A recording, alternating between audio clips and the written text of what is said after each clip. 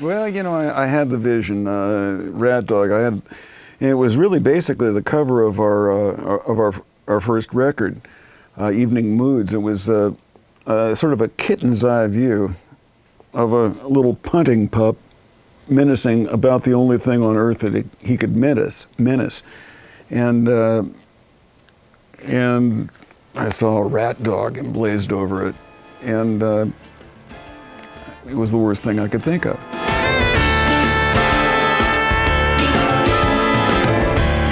We had to do something, and it was about time to pull RatDog back together anyway, so sort of all lined up. It started out just me and Rob Wasserman, and we played as a duo for a number of years. The fun thing about when it started, it was very spontaneous. And it'd be like I brought Jay into the band, Jay brought Jeff and some other, like Dave, the horn player. It was just very like, okay, I know this guy, and we'd all jam, and now here we all are again, and who knows? You know? We're supposed to play some music today with some old friends. It's like a reunion. It's a reunion gig. A RatDog reunion. And then we added Jay Lane, and that went on for a year or so. And that was all happening while The Dead was still happening. And then and that outfit was on the road when I got the news that Jerry had checked out. And so we postponed a couple of dates. I flew back and did all the ceremonies and stuff like that, and then went back out and just pretty much stayed on the road for a while. And RatDog just kind of grew and morphed, and one guy had come in, and that wasn't going the right direction, and then another guy had come in. Oh, there we go. And we had Johnny Johnson playing keyboards for a while. Then we added a horn player, and it started getting kind of jazzy and a little outside of where Johnny was comfortable. And so we figured, okay, we'll add another keyboard player, and we went through a couple and ended up with Jeff. And then our original horn player turned into Kenny Brooks, and I think our original horn player was Dave Ellis. A little bird song for the fellas, huh? I want to play music with these guys again. So about every Period. 5 days. That's what brings me here.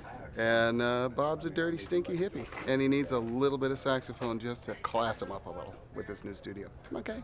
That's like the soundbite right there. No editing, right there. Boom, one take. When Jerry checked out, I figured, okay, I'm just going to hit the road and stay there until I stop rattling. You know, we spent a good bit of time on the road there at first, and that helped the band sort of formulate itself. The more you play together, the better you get together. So what brings you two guys here on this fine day? The scarf. I got invited. By the scarf? Yeah? Yeah. Scarf holds pretty all much, powers. Yeah, everything purple belongs to us. I'm going to play really fast. Triple high C. And then Bob will get mad. And kick your drums. That's what's gonna happen tonight. You know how you can see one thing and misinterpret it as another. That's all. Kept on giving Jay the signal not to break it down. But I thought I didn't hear the not part, and I thought he wanted me to break it down. So every time he broke it down, and each time he got a little more, like agitated. I thought he wanted me to do it. By the last time, he had enough of that breakdown. And he turned his ass around, and I saw your drums collapse inside of onto themselves for a second. You know how they just like went, and then. What song were you guys doing when that happened? Sugary. And I'll never forget.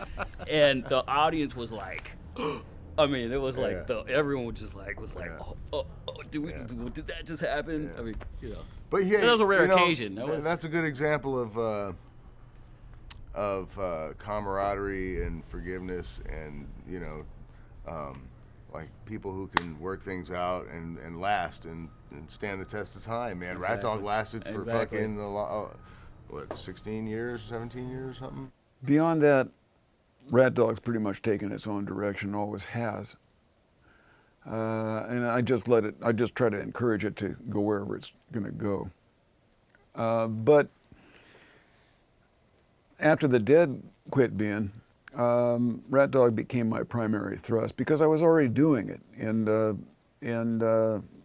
I just, you know, I stayed in that gear. Is this where I look up and go, "Hi, Mom"? It's been a couple years since we've all seen each other.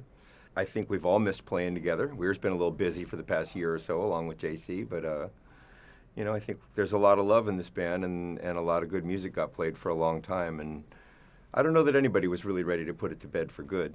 So we're here, and I don't know what the hell might be next. We went through 2 or 3 guitarists before we got to Mark. We actually sat them down and auditioned them, and then tried them out on tour one at a time and stuff like that, and Mark stuck. It is a RatDog reunion of sorts, but it's also a brand new version because there's a lot of different combinations of former dogs or rats or whatever. I don't know what's going to happen. I mean, obviously there'll be some of the former connection, but we've all been doing other stuff for a couple of years now. You know, I mean, truthfully, I haven't played very much Grateful Dead music in about 2 years. So it'll be interesting for me to kind of plug back into that vibe a little bit more, and I'm sure there'll be some stuff that we'll all be rusty on. I know there's going to be some stuff I'm going to be rusty on, you know, but I think sometimes out of rustiness and taking risks and trusting comes, along with the occasional train wreck, some pretty amazing music. So I'm kind of stoked. Some of the guys in the band, I was sort of iffy about it, but a lot of the guys in the band wanted a regular electric bass. And so I said, fine, you guys go find an electric bass player. And so they did. They auditioned a bunch of guys and came up with Robin. I came for the party. So tell us, how did you get involved with RatDog? Jailing. That's the key to everything. He is. He is. He's the center of the RatDog universe. How long have you been with RatDog? Since fall of '06. And what do you do? The lights. Cool. What are you looking forward to tonight, or tonight being the show? I'll probably take my shirt off and No, dance around a little bit. What are you looking forward to? I'm just living a dream, man. This is beautiful. 15 years ago, they were doing a gig at the Sweetwater, the old Sweetwater, and Howard Danchick needed a guy to come help wrap cables, possibly drive a little truck, much like this one, on a tour. I showed up, I wrapped cables, we got along instantly. Howard's a really cool guy, and went the next day, picked up the little truck, and off we went on tour, driving and crying. And you haven't left since. You know, you lose one card game, you're in for life. I played with Steve in Kingfish way back when, in the early 80s, I think. I did a tour with Steve, and we had a great time together. I played with Steve in various ensembles at various times all through the years. And when Mark got sick and couldn't hit the road, it seemed to me a no-brainer to call Steve up, and he was game, and that worked out well. You know, I don't actually remember. It's probably like a long time ago. I was like played with Kingfish or something like that. That's when I met Weir. But all I really remember is we used to watch for 49ers. He still does. Football. He still does. That's all I remember. So I think I'm here because of that. We went through a few keyboard players, and then, like I say, when Johnny joined the band, Johnny Johnson, and the band started to develop beyond Johnny's range of comfort, we didn't want to get rid of Johnny, but at the same time, we wanted a keyboard player who could follow us through atonal stuff and into the sort of the freer realms. And so we tried a couple of keyboard players, and then Jay and Dave Ellis at the time knew this guy Jeff Chimenti, and so we brought him up and played with him, and it worked just fine. I got in back in '97, actually. With I was playing in Dave Ellis's band, who's glad to see he's here today. Yeah. And at that point, he had just gotten the gig, and I was like, "Oh, hey, if you need somebody to play with, let me know." And 2 days later, he called me and said, "Guess what? They're looking for a keyboard player." And that's how it went. There you go. So Johnny was an older guy, and the road is kind of rough. And he was having trouble getting in and out of the bunks on the bus and stuff like that. He was game to keep going, but I just couldn't see putting him through it. He was my mentor, really, or one of my mentors. He really taught us how to play rock and roll authoritatively. It's something that, you hear it on records, but once you're actually doing it with a guy who invented it, it's different. And you learn something from that. He was a master, he was a saint. His sainthood was expressed through his fingertips. Anyway, he intimated to me that, Jeff, he's your guy. How you doing? Good. A long time. Looking good, bro. What's going on? Things are coming. Fixing a little, gremlins, finding the gaps in the system, and it's all gonna be good. Something's always wrong. The scarf Got a was name? the scarf was a Christmas gift from Bernie Morrell. Bernie and I have matching purple scarves. There you go. Well, I'm honored. Shit. Indeed. Give it back. Good, you guys. It's a P. It won't let go now. It's a P-Funk scarf, man. Great. Oh man, we all had to forgive each other, Yep. and because everybody's it's like a marriage, it's like you're really tight, you're eating breakfast, lunch, and dinner together, and and then hanging out all between then, and it gets intense, Exactly. So that's what tonight, the reunion of forgiveness. Oh. It's gonna be the reunion of some really good music, that's for sure. Yeah. That's what I'm waiting for. Yeah. So bring your raincoat. Okay, right out of that, I think if Sammy shows up, we're gonna pull. Right out of that, we're gonna pull. Loose Lucy. Loose Lucy. So. With no odd bar.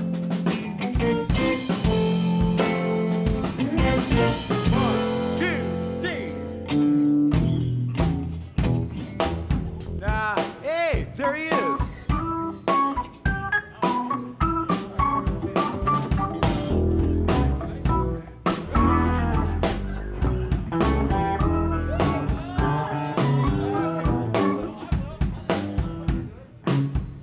Let me see it. Yeah, use this one. Let me see if I can pull up the lyrics.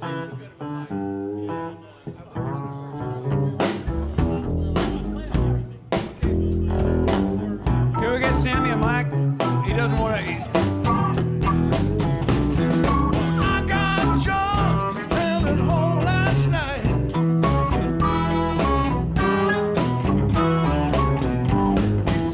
My dark shadow turned out all my lights. We went round, round, round, round, round,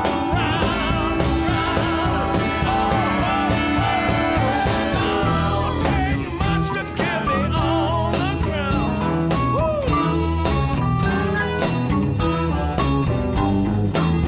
Now Lucy, she got soul. She said, "Don't want you coming round here no more." And I say, yeah.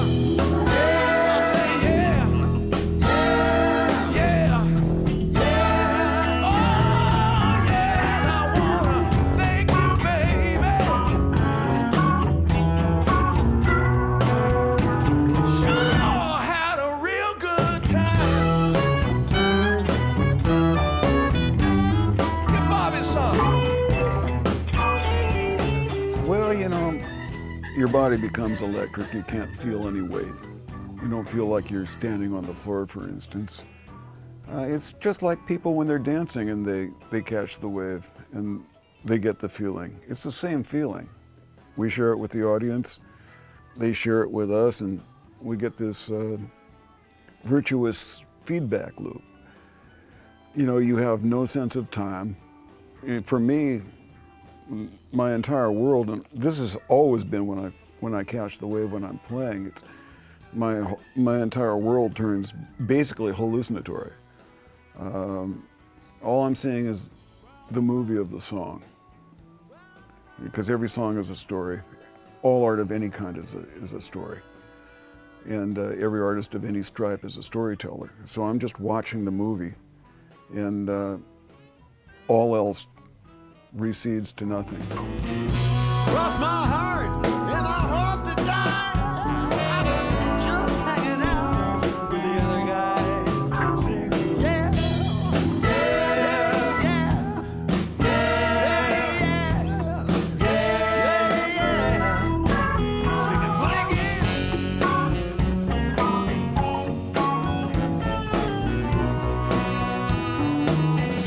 For a real good time.